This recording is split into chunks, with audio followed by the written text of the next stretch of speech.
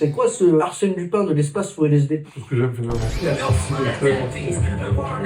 Watanabe, il a été très novateur. Tous les scratchs qu'il fait dans le montage, ça veut dire que tu passes à une image, ça scratch, là ça passe à un autre plan sur une autre séquence, et ça fait avant, après, c'est trop stylé. Watanabe, je le vois vraiment comme étant un mixologue. Il arrive à tout mélanger parfaitement, que ce soit les genres, l'image et le son. C'est un mec qui arrive très vite à trouver des associations d'idées incroyables. Le jazz et l'espace. Pour moi, Cowboy Bebop, c'est le pinacle du mélange de genres chez Watanabe. Alors oui, il y a Samurai Champloo. Ouais. Finalement, ça revient juste à être deux écoles différentes, parce que dans les deux cas, ils se lèvent. On va juste pas parler de Space Dandy, parce que sinon, on va mal se J'adore Space Dandy. J'adore. Alors moi, j'ai regardé 2 épisodes et j'ai rien compris du droit. C'est quoi ce Arsène Lupin de l'espace sous LSD? C'est ce que j'aime finalement. Tu vois une résonance? Lui, j'avais pas commencé parce que j'étais dégoûté par Space Dandy, je voulais rester sur une bonne note avec Cowboy Bebop et Samurai Champloo. Pour relire un Samurai Champloo. Ça a une allure de sitcom, tu peux prendre un peu chaque épisode comme ça, au milieu et tout, donc ça te donne un côté très léger. Et moi, pendant des années, ça a été le cas, j'arrivais pas à mettre le doigt dessus. Qu'est-ce qui faisait que Samurai Champloo, c'était une œuvre si particulière et que je ne pouvais pas ne pas la mettre dans mon top 3? Parce que il y a quelque chose de touchant, quelque chose de profond. Tu peux avoir des épisodes qui vont toucher dans des émotions différentes. Tu peux avoir des épisodes d'horreur, tu peux avoir des épisodes de comédie, tu peux avoir des épisodes où il y a des grosses intrigues. C'est gourmand, mais en même temps, t'as pas cette envie de gerber tellement il y a trop. Ouais. C'est bien fait. En fait, c'est un chef d'orchestre. Il arrive à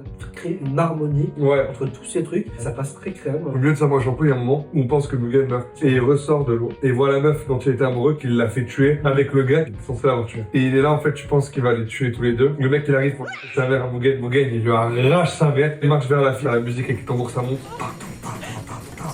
Et il continue à avancer, il passe devant elle, il la calcule même pas. Et la meuf, elle tombe à genoux. Et elle crie tue-moi. Et l'épisode, il s'arrête comme ça. C'est dinguerie. Ça ramener des souvenirs là. Et puis, comment ne pas être badass quand ton seiyuu c'est celui de Zoro? Jeune, j'ai regardé en VF la première fois. Parce que la VF, elle est Elle excellente. est pas dégueu, ouais. Elle est excellente. Ouais, elle est pas dégueu.